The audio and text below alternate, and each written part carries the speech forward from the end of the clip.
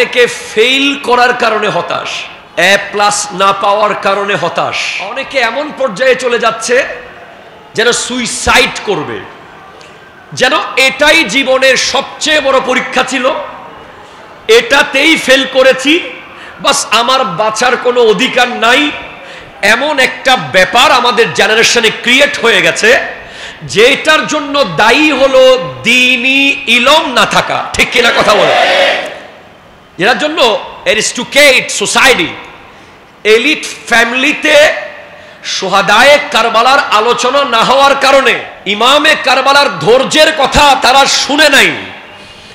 মানুষ কত বড় ধৈর্যশীল হতে পারে, এই ব্যাপারটা না বোঝার কারণেই যুবকরা ম্যাট্রিক ফেল করলে সুইসাইড করতে চায়, ইন্টারে ফেল করলে সুইসাইড করতে চায়, এ প্লাস না পেলে ঘর ছেড়ে চলে যেতে চায়।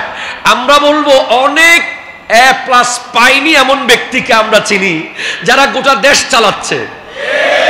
ঠিক কিনা কথা জোরে বলেন না? আমাদের সমাজে এ মাইনাস পেয়েছে এমন মানুষ আছে যারা ইউনিভার্সিটিতে গোল্ড মেডেল পেয়েছে, আবার অনেক এ প্লাস আছে যারা বিশ্ববিদ্যালয়ে টিকেই নাই। অনেক এ প্লাস আছে ওভার কনফিডেন্স হওয়ার কারণে ইন্টারমিডিয়েটে গিয়ে ফেল করে ফেলেছে। ম্যাট্রিক পরীক্ষায় এ প্লাস পাওয়ার পরে সে মনে করছে যে আমার চেয়ে ব্রিলিয়ান্ট বোধহয় আর নাই, পরে এইচএসসি পরীক্ষায় গিয়ে সে ফেল করে ফেলেছে।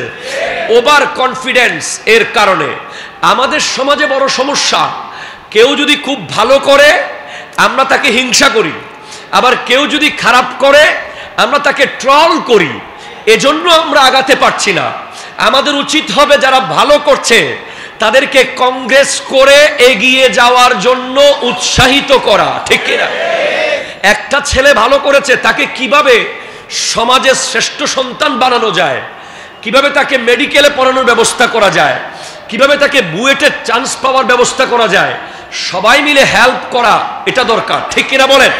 আরেকটা ছেলে ফেল করেছে, তাকে একটু হাত বাড়িয়ে দিয়ে উৎসাহিত করা। অনেক আত্মীয় স্বজন আছে সারা বছর ফোন করে না, পরীক্ষার রেজাল্টের দিন ফোন করে, ফোনে টানা মেরে মেরে বলে তোমার ছেলে কি পেয়েছে, তোমার মেয়ের কি রেজাল্ট হয়েছে।